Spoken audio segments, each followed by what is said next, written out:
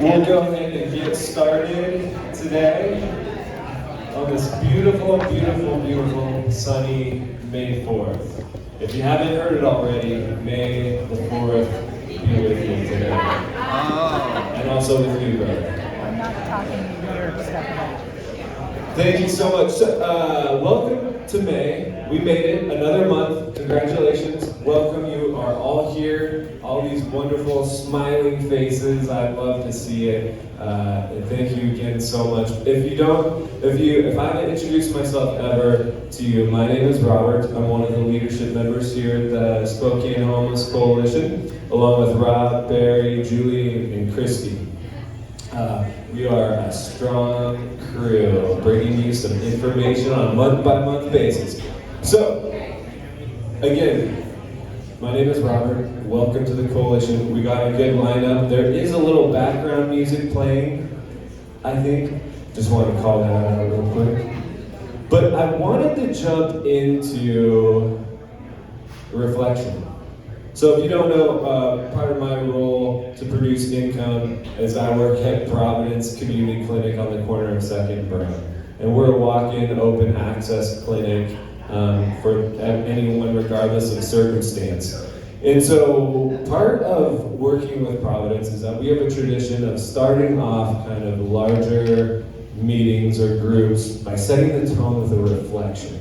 And so that's kind of if you have never been here before, it's kind of how we start the coalition meetings, is to ground ourselves. And today I want to talk about endurance. But not only endurance, I want to talk about mothers. I'm not going to see everyone probably on Mother's Day. It's coming up on the 14th, and it's such a beautiful, beautiful day. And if you have a mother, please spend time to thank your mother. If you don't know, I'm a mama's boy at heart, and I miss my mother so much. She passed a little while ago, and there's a lot of days where I'm just reminded of her influence in my life as a social worker, her influence in the community as a tribal member, and there's just a lot of great memories. But when I think of mothers, the word that comes to mind for me is endurance. Enduring a lot of circumstances, even before having kids, right? And so when I think of mothers, I think of, and a lot of reflections, again, are based off of, at least within Providence, the mission of Providence. So to be expressions of God's healing love, witness through the ministry of Jesus, steadfast in serving all, especially those who are poor and vulnerable. And so when I think of that ministry mentioned in Providence Mission, I look at kind of the records and the history of mothers, right? And this record of endurance. Even from the beginning, you have this situation with this mother named Sarah, endured a long life and finally had kids. Or this Rebecca or Rachel and Jacob. Rachel had to endure a lot of different circumstances and finally had kids. So there's a lot of reflective mothers, and even the great Mary. Oh, Mary. But there seems to be an important theme within this motherhood and in this record, and it's that endurance produced the fulfillment of a promise. So endurance is a product or outcome of our faith, whatever we hold faith in. It could be some intervention, mindfulness, acceptance type of therapy, or what yoga, whatever you put your faith in to kind of bring your spirit or yourself to neutral stability. It could be anything. In other words, endurance is hope. We hope, right? What do you hope for? To see the outcome of what we put our faith in, which is restoring freedom to the galaxy from the galactic empire. Star Wars. There's some Star Wars fans in here. Got that one was a little late. So restoring freedom, right? Endurance restores freedom. Your endurance as frontline workers or whatever your circumstance or situation, your endurance is being an ambassador of restoring freedom. So I want to thank all of you so much for restoring freedom in our community, regardless of the circumstance someone is going through. So again, on Mother's Day, say thank you to your moms for their endurance and whatever they had to go through to raise you. Okay, so we have a great, and again, thank you for taking time to listen to that reflection. We have a couple of great speakers. Mr. Daniel Ramos is going to kick us off here. We have the recent point in time number. So Daniel, you can go ahead and head up this way, sir. I got your mic right here, buddy. Thank you, Robert. You are up. Take it away. Okay, I was told that this will just work, so let's see. My name is Daniel Ramos. I'm with the city of Spokane. Sorry for my voice. I've been sick the last couple of days. I'm recovering. I am the CMIS administrator. That doesn't mean maybe much to most of you. Data and performance management for the Community Housing and Human Services Department. So the contracts that go out, we look at the performance, we evaluate that, and help inform next steps. Really is what my work unit does. The point in time count, just to get right into it, I want to first just say thank you to everybody that helps. Please give a clap. Those of you in this room,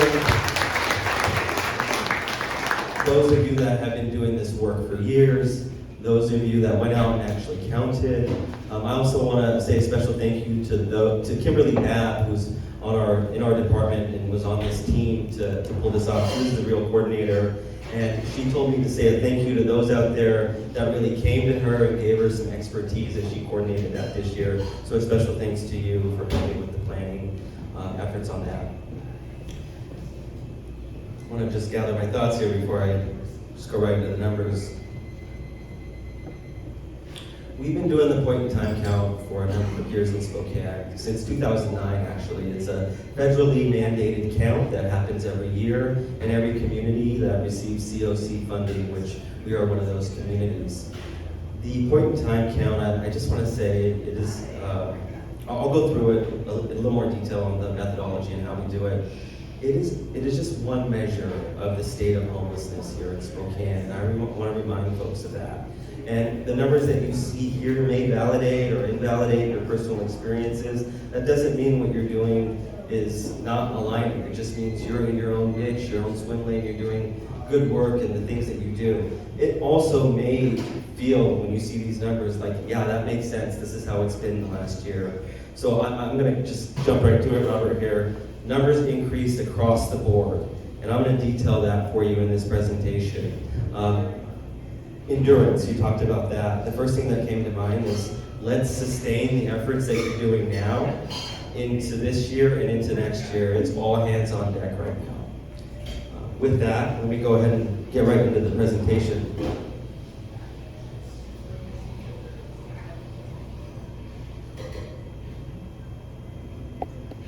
So I knew this might be a problem. Oh, there we go. So these are, the font's a little small there. We're going to go over the overall pit count, the unsheltered count, the sheltered count, and then various subpopulations of that count. And here's the methodology. What we did this year is the same as last year and the same as previous years. We took a team, well, there are some differences actually this year. Our headquarters was at the West Central Abbey in the West Central neighborhood. There for about 5 days. Well, there were quite a few planning days there, but over the course of 5 days, we had teams of 170, made up of 170 volunteers. Some of you here, service providers, street outreach experts come in. We would plan each day where we would go into the city and count those who were unsheltered. And let me make a quick distinction here between the sheltered and the unsheltered. You're probably wondering, what does that mean? They're all experiencing homelessness. Yes, for HUD, they make this discernment where those who are sheltered are folks living in emergency shelters and transitional housing. That includes singles and families as well as children only. So these are kids living at crosswalk, for example. The unsheltered are those living in a place not meant for human habitation. So places you think of in vehicles, RVs without electricity, under bridges, on the sidewalks. So those are the two big groups that HUB distinguishes here with this K.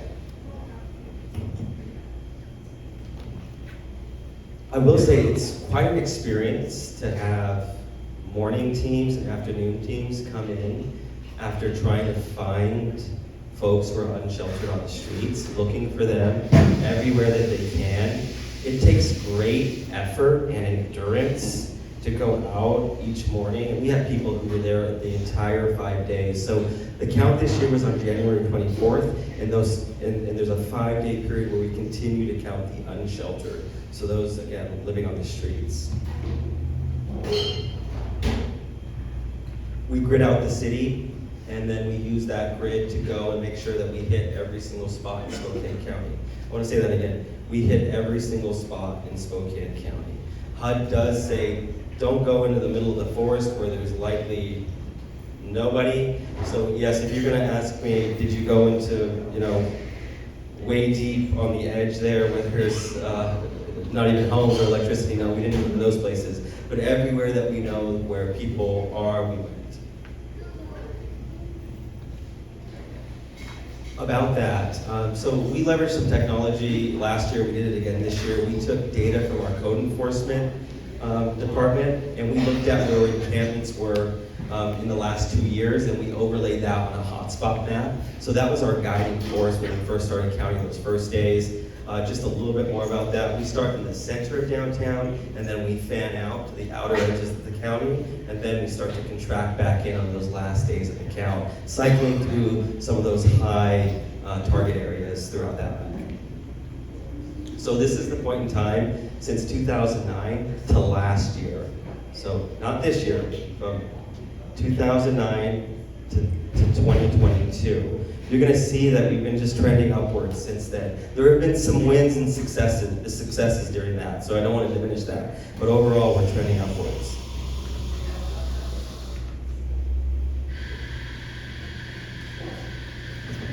So this is the overall pit count number. It's up 36% from last year. We went from 1,757 to 2,390. Do y'all feel that? Yeah. I thought you might. This is the unsheltered count. Now this one gets hyper-focused on. These are folks on the streets. That number went from 823 last year to 955 this year. That is a 16% increase. I don't know how many of you have been doing this work since 2013, but that was our lowest unsheltered count. We had 60 individuals, or 60 persons counted in our unsheltered count in 2013. Can you imagine that? We had 60. And today we have that number you see there.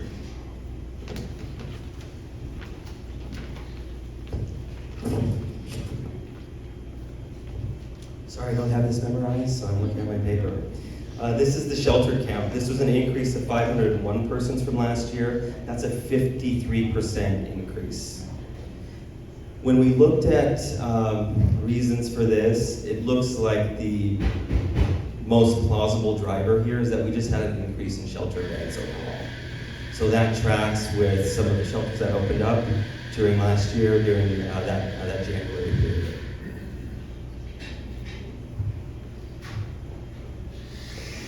And this is the overall chronic homeless count. This was a 26% decrease. This is actually probably the only bright spot we saw in the data for this year's point in time count. So we have plans to inspect this to see exactly what's happening here. It's a point of interest for sure for us.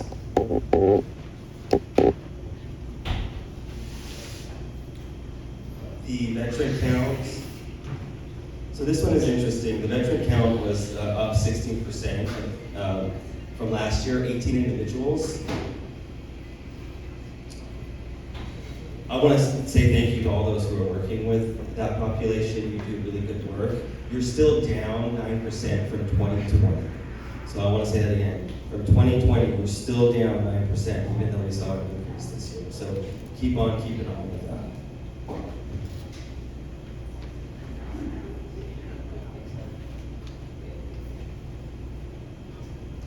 So there was a large increase here. This was 41%. Let me go back.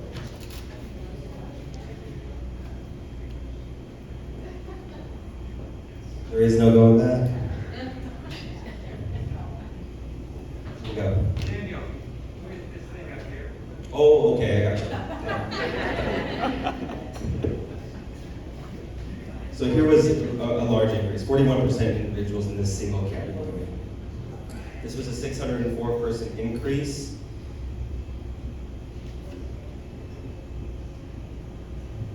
So I want to say 2013 was a banner year. I mean, things were, the counts were low. We only had 602 persons in that year, so that's the lowest count we've had for that. So just in comparison to what we're seeing today. Again, in families, we had a 13% growth. Here, it's a little bit interesting. You're probably going, why didn't you choose households here? Why did you go with persons? That's how all the categories are. We do break it out by households and persons, but just to keep it apples to apples, this is total persons and families. The average household size at the point in time this year was 3.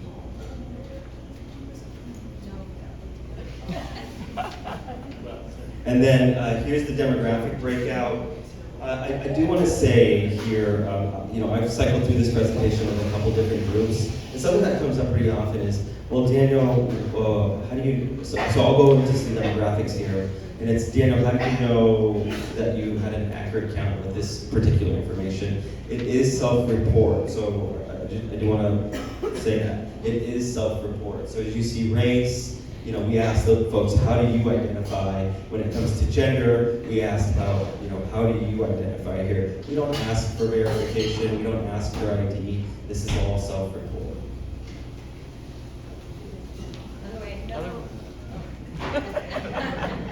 This is the age distribution. This is something that I'm also interested in examining a little bit closer, looking at cross-referencing this with some of the other data we collected to see if we can draw out any conclusions in relationship with age and some of the reasons for homelessness, which I'll show you here in just a second.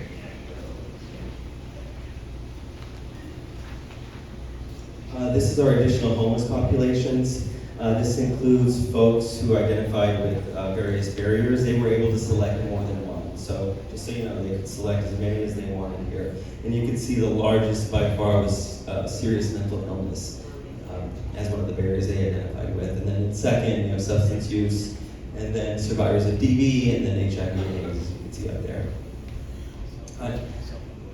Self-reported, and Robert, you brought up a good point, last year's point in time count, which is that, I'm not exactly sure what you said, but oftentimes people fail to accurately report their mental illness. So thank you for that. That was something that we considered and brought up in training. Yeah, so all those 170 volunteers, we had multiple trainings that we went through with them. So it wasn't just people that we just threw out and said, go and count. We had some really good trainings for them.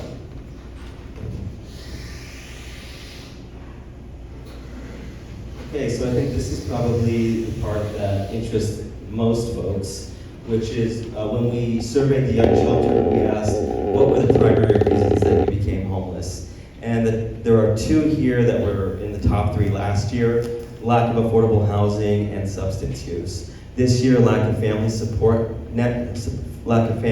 support network was number 2. But you can see that they all kind of come in clustered together. So there isn't a lot of distance between the answers, although lack of affordable housing is right up there.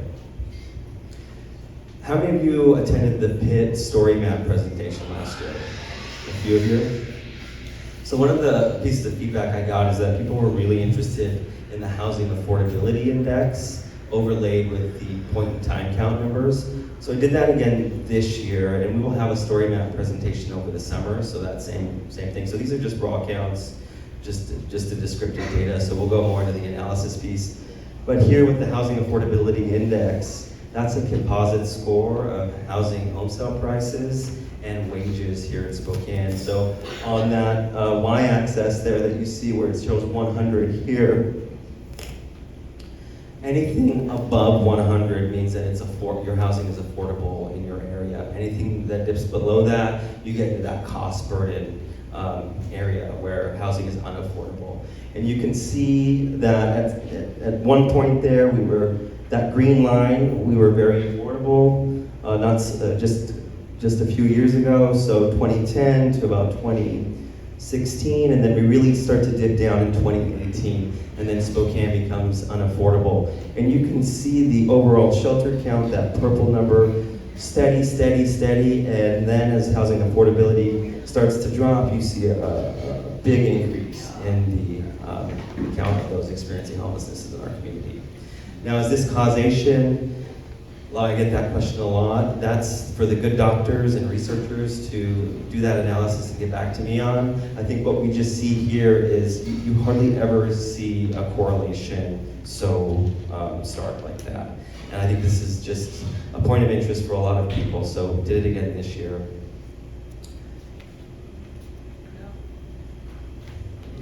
I want to thank all the partners, everyone who helped out, all of the shelters. So for those who don't know, the shelters and transitional housing projects, most of them enter into the community management information system, which my team helps administer. We pull the numbers that we get for the point in time count straight from the computer, so they don't have to, they just do their normal data entry and we pull that in. So it's field work along with our information system, and then we put those two data sets together just to get a little nerdy there. I do want to say that this year we have a point in time count committee. So if any of you saw numbers up there and you said, you know, I really want to do something about this, I want to get in on the planning stage or the design phase of this, this is your call to action. Kimberly Babb, if you contact me, I will get you in contact with her. Please join that committee. I think here are some soft spots in our methodology. And we try to overcome these every year. There's a focus on youth and young adults. We really want to target that group. We know that the way that they experience homelessness is just different than adults, and we want individuals who are willing to step up and share their expertise on that. Same with veterans, same with any of those subpopulation groups that you see up there. Families. I know that the data last year showed that we saw senior citizens living in their vehicles. Sorry, let me say that differently. I don't want to mischaracterize that. We asked individuals who were experiencing homelessness their reasons, and pets kind of emerged as one of the main reasons that we saw people staying in their vehicles, which was news to me. So it's things like that as we design how we're going to deploy teams, where we're going to search, areas that you might know because of the work that you do. I really want you to think about joining the Point in Time Count Committee and bring that expertise. With that, there's probably questions, right? Yes, Daniel, go ahead and have a seat. Thank you, I'm exhausted. Good job. I enjoyed the Jedi routine you're going on. Nobody teaches you how to work a room. You know? You just gotta fail more. Fail. Yes. So we're going to go ahead and go off with some questions, comments, and we'll keep it to a few, because I imagine there's a lot. So are you ready for this? Yeah, sure. Okay, we'll start up. I saw this one first, and then I see you back there. I'm Sherry Gachinado with Spokane Valley Community Advocates. And I was part of the Spokane Homeless Connect, so I just want to give a shout out to them because they have a point in time count with the volunteers right at the front door. You don't walk in the door unless you're checked to see if you've been counted. Yes, so thank I'd you like for to give a that. shout out to everybody that worked that. Absolutely, and for those who didn't hear that first part, the Homeless Connect is an event, a resource event for those in the community who are experiencing homelessness. Yes, thank you so much for the Homeless Connect, and I know you're already part of the planning phase for next year, so another hand for the Homeless Connect.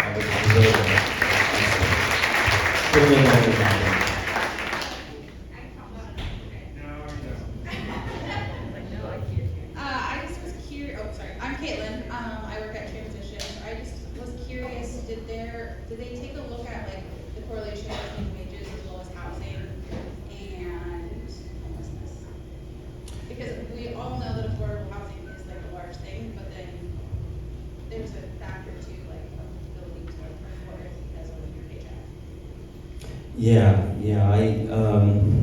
So, not yet.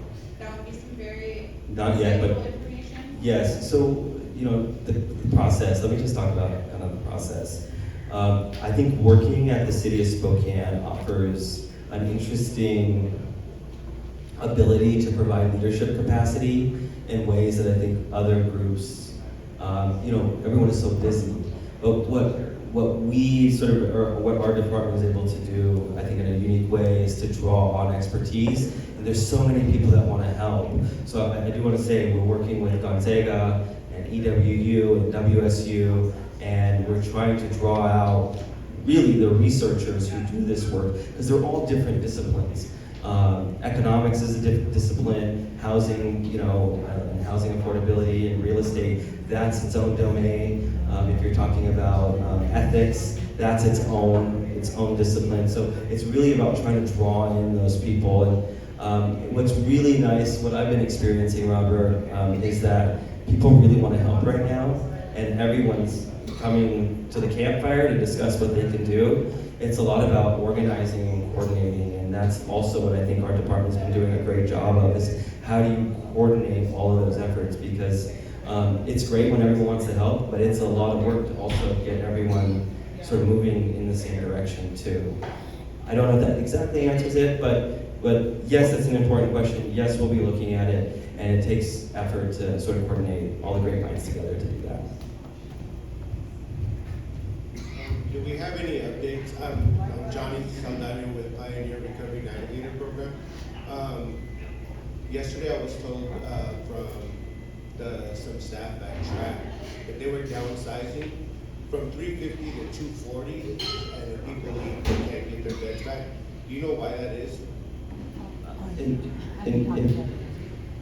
think Kim McCollum would like to address that. I will just say, for the point in time count data, just bringing it back to the presentation, we do look at expansion and contraction of beds. Most folks may not know this, but the companion report to the point in time count is the housing inventory count.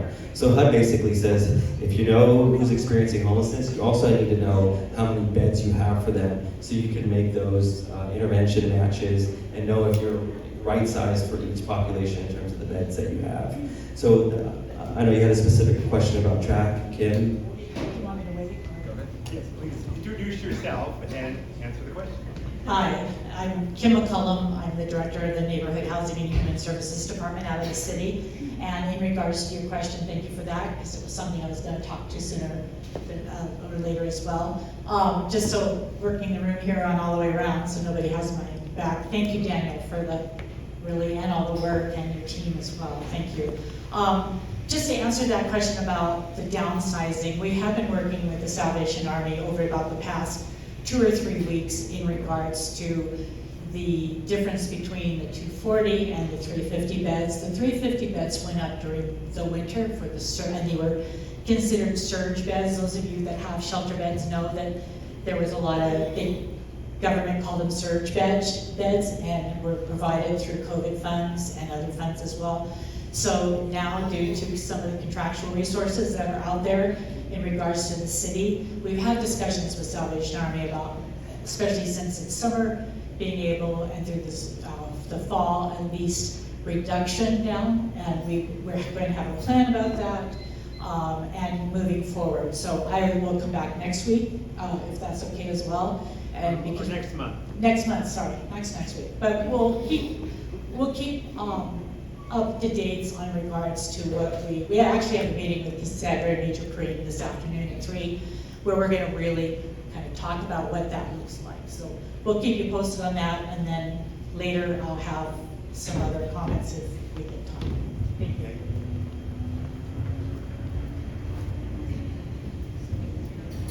Hi.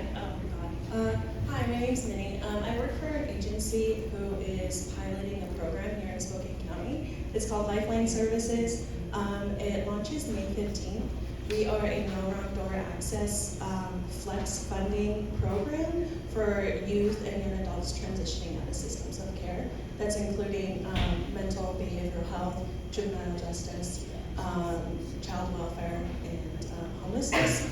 And like I said, no wrong door, there's no qualifications, it's flex funding. The point is supposed to be barrier intervention before it becomes crisis or homelessness. I know folks will have lots of questions about that. There's also no age limit. Very exciting stuff that we're launching here in Spokane County for the pilot. But we will have a booth May 5th or May 18th at Spokane Valley Connect. Yeah. And the question also, is that including unaccompanied minors? Sorry. Yes, Okay. it does include that. Just on that point, if you're not already connected with Isaac Fall and Volunteers of America, they're doing great work in creating a by name list. They already have a by name list, and they're looking at inflow and outflow of young adults and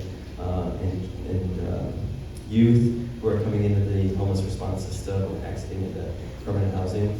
So I think it could be a great connector for you there. There's a lot of work being done there, and it sounds like you're a great plug-in for that. Hi, I'm Emily Harbine. I work with Frontier Behavioral Health for the Forensic Hearts program.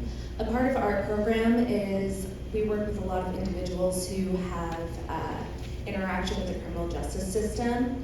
And I am curious, as far as your point in time count goes, whether if somebody's in jail, I know like with CMIS, if they've been in there over 90 days, it's considered housed. Do you still, but you were counting transitional housing and things like that. Were you also counting those individuals in jail? That's a really good question. If I could just take one step back and then get to that answer. HUD really prescribes who we ought to count and not to count for this particular report. And I want to just say it does not represent all displaced persons, families, children in our community. Displacement looks like a lot of different things. And we all know someone who's struggling but doesn't meet the HUD definition or our program's eligibility requirement. So it doesn't represent everybody. So there are constraints and limitations to this report. It does not count folks who are in jail, unfortunately. Or fortunately, depending on what one thing about definitions, and I don't know if a lot of people put, how much thought you put into this, but can you imagine if we change the definition of homelessness and say, hey, let's include those in jails, let's include families who are doubled up, let's include people who are behind on rent, they've been a couple of months behind on rent, so they're not really paying, they gotta be out soon. It just would change the numbers dramatically. So I think what HUD, good, bad, or indifferent, what HUD has tried to do is really give us a consistent methodology that we can lean into every year, even though things change. And the way that communities think about displacement changes and evolves over time. This is a steady method that we can go back to each and every year. I did want to say, in addition to my question, when looking at the reasons for homelessness, it listed multiple reasons, but I wanted to know if one of the reasons being counted was criminal history. Let's see, so what we did, that's a really good question. Unfortunately, I don't have the pick list, I call it the pick list. We had hard-coded values that could be selected, and multiple ones could be selected. And then we had an other category, and in the other category, you could put anything that you wanted. And I did see jail in the other category with a couple of other things. I'm not saying it's a big chunk, but I do remember seeing that in the other category. Here's the really nice thing. If you join the BIT committee, you can help inform what we decide we want to put in those lists. And you'll be working with Eastern Washington University, their urban planning department. They really brought in a lot of good questions from the year before, looking at neighborhood information, where were they last housed in neighborhoods. So trying to really close the loop so each one of your neighborhoods and communities can use this information Like I said, this is a community issue, and I'll say that over and over again until the day I die. I'm Chris Jackson with Aging and Long-Term Care.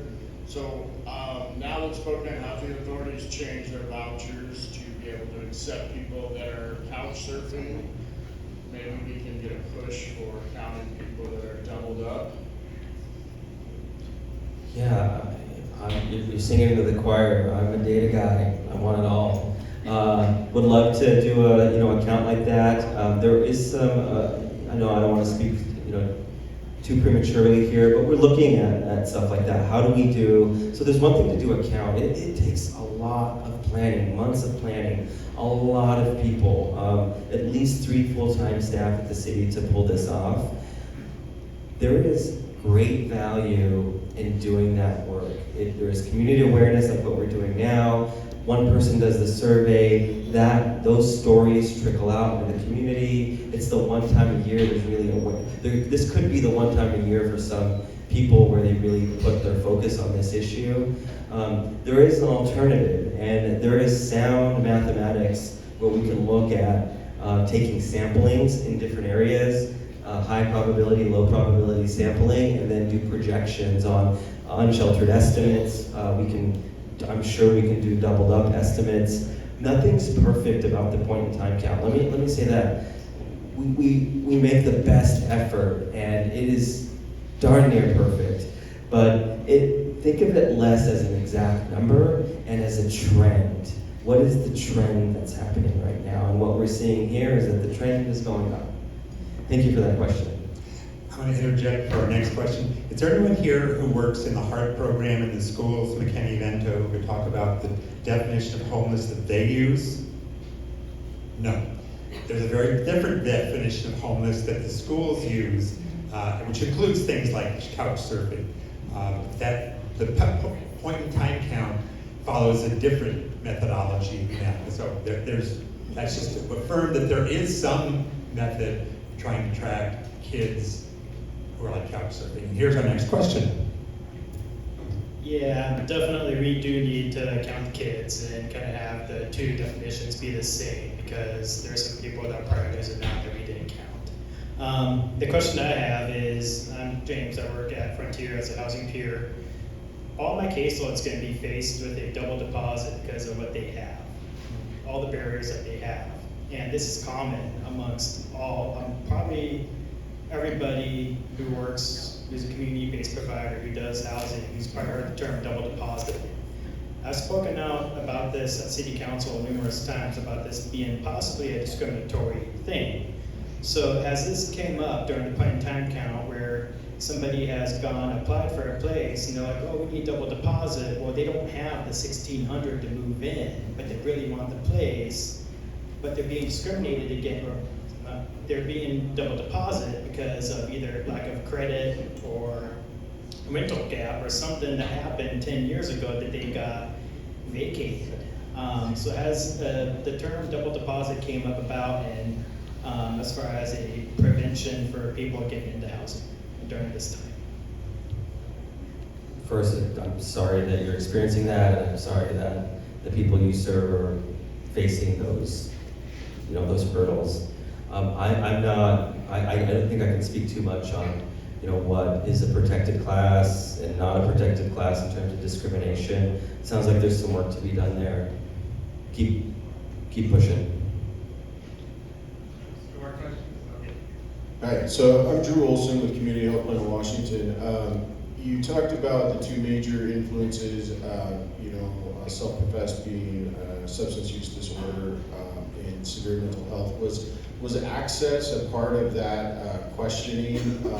Access to those services in the community? Was that coupled with that question, or was there any information that could be extrapolated from there? No, we didn't ask if you had limitations to access to address those issues. Yeah, it's good food for thought. I think if anything, I think when you see this, what I hope is that those of you who are working with different groups, you see something in here, and again, we're gonna have the story map presentation, so we'll go into further detail, but you see something in here and you go, I work with seniors. That now, I'm more informed. I'll work with different projects across the community. And, if an emergency shelter is just seeing an uptick in those experiencing domestic violence, I'll pick up the phone and say, hey, we're just seeing in the data just a rise in that. You guys feel informed? Are you connected with the YWCA? Are you doing, what's your trauma-informed care looking like? Things that aren't necessarily my expertise, but just seeing that in the data, I can send it back and say, hey, we're seeing a lot of young adults in there, or we're seeing an aging population that you're engaging more and more. Do you need any support there? Can I get you someone to get you any, knowledge share on that particular subpopulation? But in terms of access to that, we didn't ask that this year. Well, thank you so much, Daniel, for your time and commitment to orchestrating this and putting this together. I know a lot of work goes behind the scenes that a lot of us we don't see that. So thank you for that, your time being here and sharing. Yeah, thank you, and thanks again, everybody. Give yourself a hand. Keep going. All right, now we're gonna bring up Nicolette. And she is going to introduce herself and speak. We're going to talk a little bit about this regional authority. I'm sure a lot of discussion, or maybe you have no idea. That's fine too. But we're just going to kind of chat about Nicolette and her findings and people who have come into the community, and just we'll just ask some back and forth questions.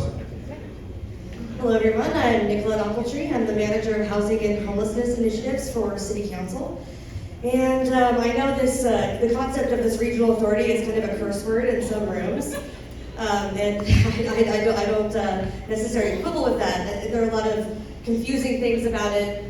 It's a weird sort of process to say, okay, what would it look like to do something like this? And everybody wants to know, well, what do you mean by that? Well, it's like, well, what should we mean by that, right? So the very start of the conversation itself is kind of confusing, because I think everybody wants to see all the answers, and yet they're trying to build the questions and the answers sort of in the process. I think that when you're talking about making any sort of system more efficient, it's easier for me to think about this as a ship at sea, where we're kind of having to repair the holes in the ship as we go, rather than burning something to the ground and completely recreating it over again. And so what's been most interesting, I think, about these conversations about what a regional authority on homelessness would look like is that there are a lot of very strong and important and well thought out opinions that everybody who has boots on the ground have about this. And the more and more we dig in to listen to what people have to say, the more that this group learns about the very system that they hope to change. And the more that I have personally found folks who are completely 100% invested in this and are, a lot of them volunteers. I think one of the interesting things at the meeting we had earlier today is somebody pointed out that Robert's position on the COC board, it's not a paid position, right? But it's such an incredibly important board of people doing incredibly important work, and they're doing it in their own free time, and I think that's important. So just to kind of give you guys an idea of kind of what's happened. So the city of Spokane, the valley, and the county came together to sign on to a letter agreeing to have a conversation for the next 90 days, this 90-day due diligence period, to talk about what it would be like to have a more regional approach to addressing homelessness here in Spokane and in the Spokane region. Then there were a few sort of stakeholder meetings that I wasn't a part of, I didn't really know about, but I personally saw that there wasn't enough stakeholder engagement. So I got together with a small group of people and said, okay, let's put an event on at the library. That was what I spoke about last week. It happened on April 13th. Tons of people came out. It was absolutely fantastic. My favorite part was everybody, so many amazing, incredible people who already do this work showed up. And so we were able to have this Q&A session where I was able to take, questions from the community that the community had submitted, and then find people who were in the audience that were the subject matter experts to respond to these questions. And it really felt like a great community conversation at the beginnings of something, I think, really important. And then on the 24th, the regional leaders, the elected officials from the valley, the city, and the county came together to speak with Mandy Chapman-Semple, who is from Houston. She was heavily involved in their The Way Home initiative to address homelessness in Houston. She's also done this in a few other cities around the country. She was here for 2 days, the 24th and the 25th. She met with a bunch of different groups. The COC board and CHHS board had a joint meeting with her. The CHHS department had their own meeting with her. I know she met with like some of the Hello for Good folks. So organizations that are sort of more activistic, nonprofit in nature, folks who are already doing the work of making recommendations on funding and all of that. And I think it was interesting because based on some conversations we had yesterday with the community, I think some folks had expected a little bit more out of that experience with her. And I think it just goes to show you that the folks here in Spokane know more about the homeless response system than anybody else. And so leaning into that expertise, leaning into leveraging, those folks who are already doing this work, who are already experts in their field, who already understand the gaps in the system, and who can help us sort of figure out how to be more efficient for each other. I'm hoping that becomes sort of how we see the next part of the 90 days. We're 50 or 51 days into the 90-day due diligence period, at the end of which there are, from what I've heard, there's going to be a set of recommendations that the Gavin Cooley, Teresa Sanders, Rick Romero group bring to council. Most of those recommendations are going to be on the legal structure of what governance would look like, whether it would be a PDA or a nonprofit, or how that would be sort of laid out in order to do the kind of thing they want to do, which is gather all of these different funding sources and distribute them based on one sort of strategic plan to create a more sort of efficient way of doing that. I think that one thing that's come up, and it's become really salient, is that at the beginning, I thought they thought it was going to be a lot easier than it really is going to be. And I don't think that they already realized that there are already groups that are so heavily involved in doing this work already that they're now having to take them seriously as main players in the system. And so I think it was a really big wake-up call for those folks who are coming in like, I got a better way to do this, I got this new system, and it's gonna be great. And they're like, oh wait, actually, okay, so you guys already have, okay, like let me learn about what the system actually already is. And so I really thank all of you guys for doing that educational piece and holding them accountable to make sure that they understand what's already happening and what could happen based on the expertise that you all already hold. And I didn't know if you want to talk about the COC work group. Yeah, just briefly. So, just in response to all this communication, the COC board has put together a COC regional work group to kind of help consolidate a lot of these conversations.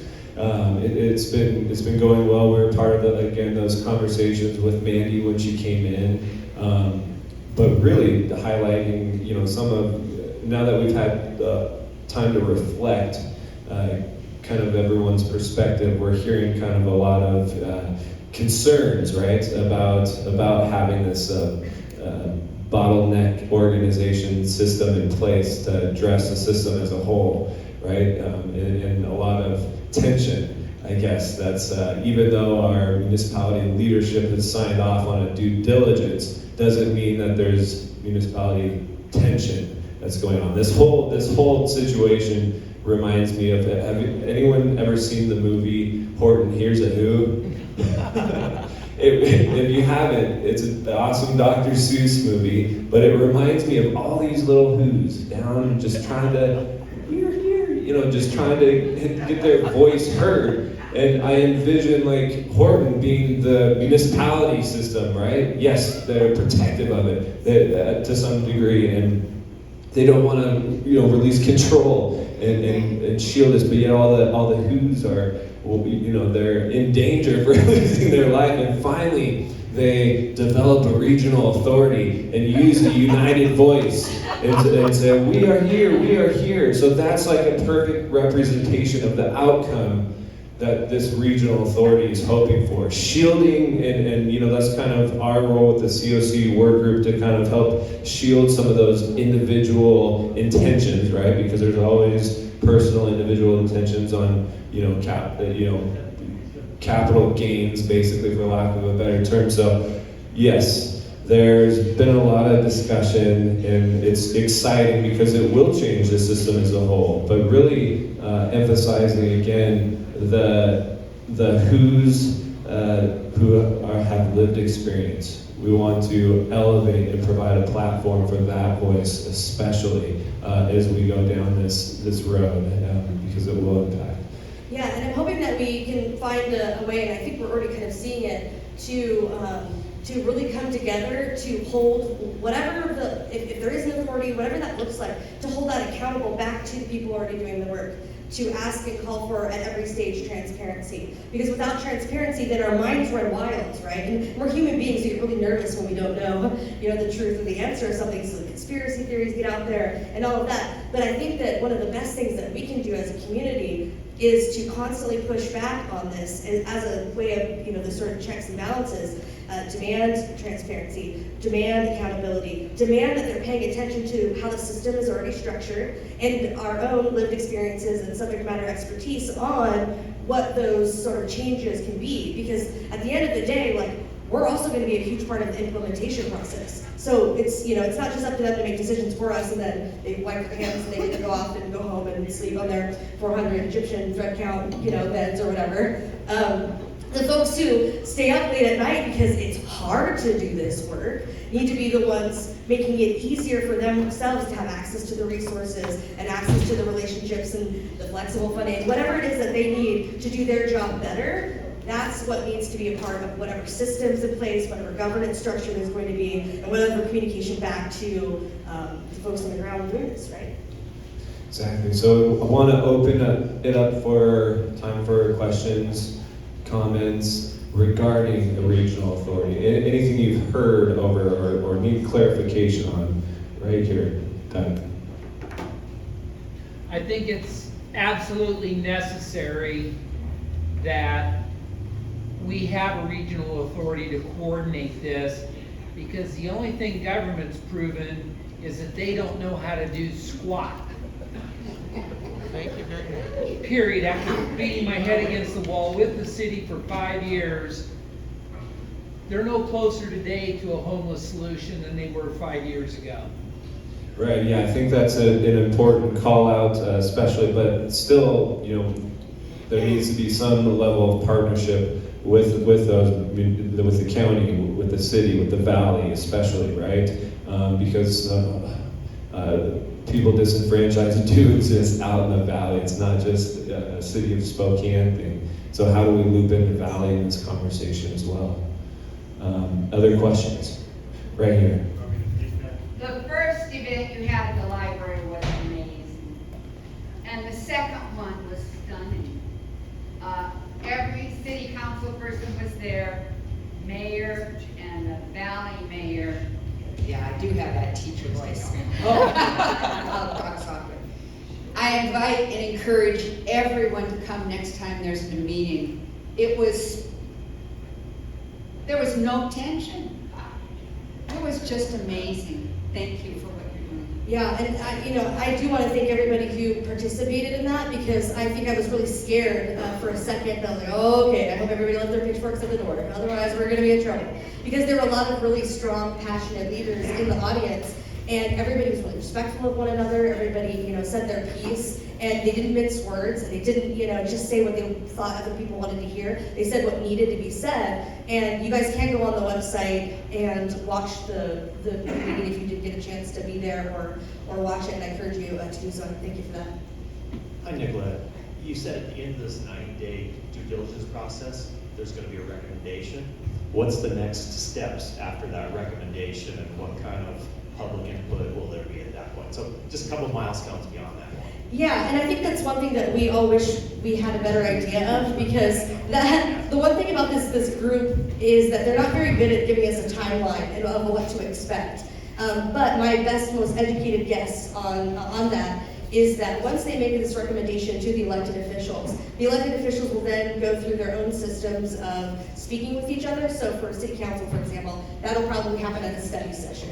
Where they'll have, Gavin Cooley, Rick Romero, and Teresa Sanders present their recommendations to council. Council then will all be there on the dais. They'll have a conversation about it. And then there'll have to be some sort of formal process for them to sort of approve, okay, we like this idea, we want this to happen. But as you might know already, city council, they are basically, they like write the checks and the laws, you know what I mean? But the administration is part of this implementation side of it and still get to make those sorts of options. They also don't have jurisdiction over the county and the valley. So then, the hope would be that the county and the valley would also make their own choice about whether or not they wanted to go forward, whether that's in the form of a resolution or whatever that looks like through that process.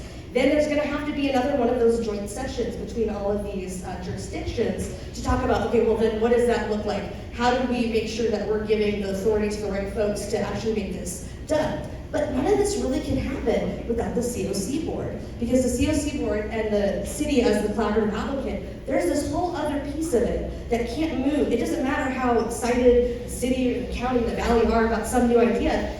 They literally can't do anything without the COC board and this sort of a change in that collaborative applicant, if that's what it's going to look like.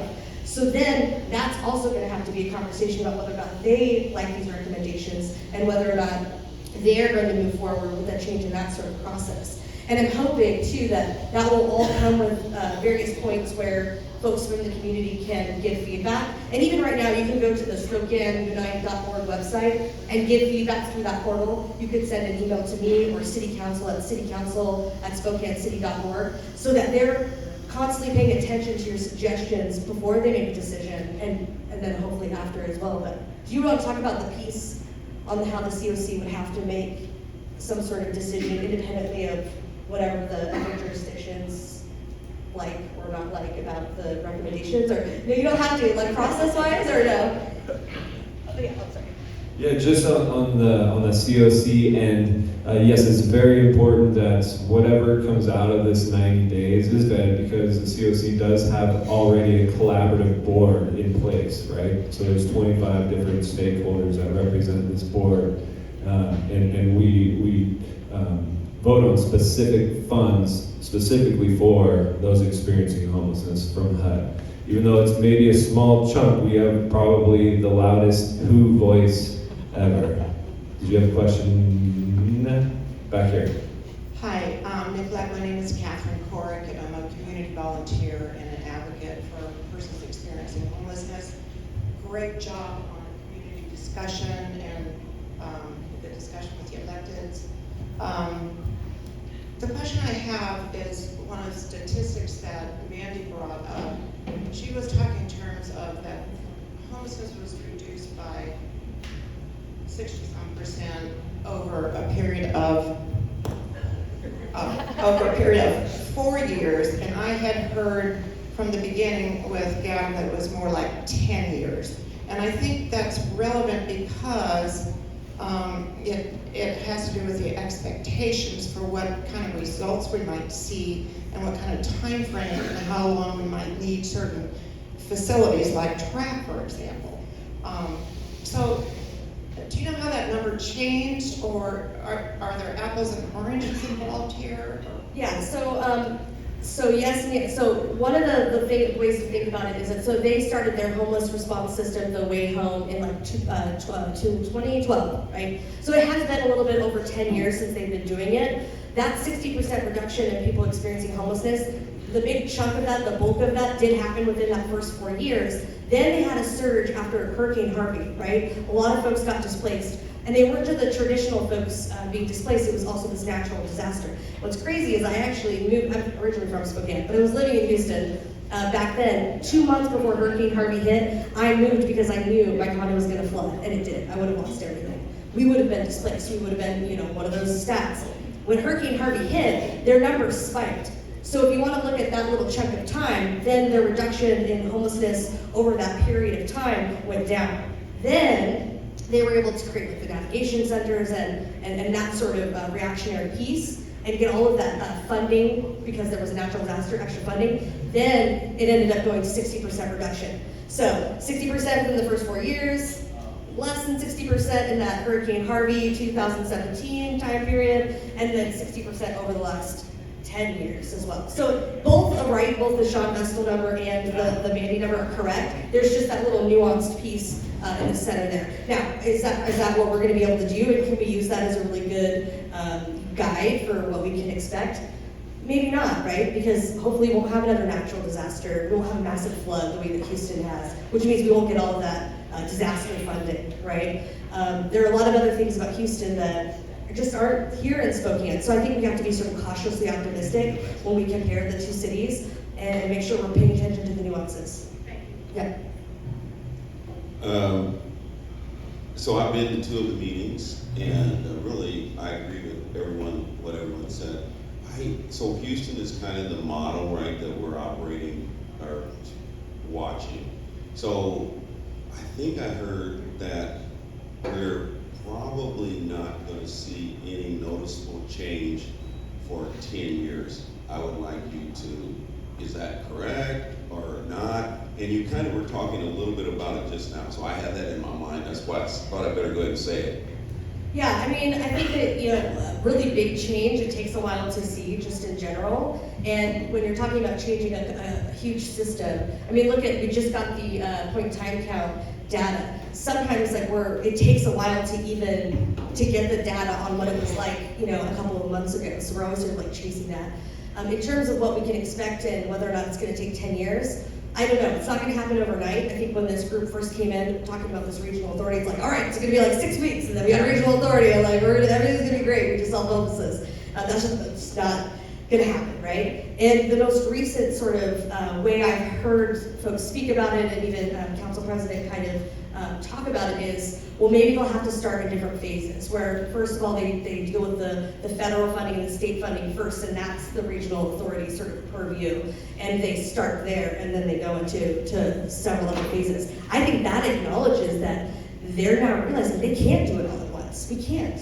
And we're already sort of spread thin financially, and so you obviously have to take some of that out to develop whatever new entity or whatever that is. And so I don't think change is going to happen overnight. I think that if the community really leans into it because they understand their role in it and they like the concept of how they fit into this overall picture, it's going to go quicker.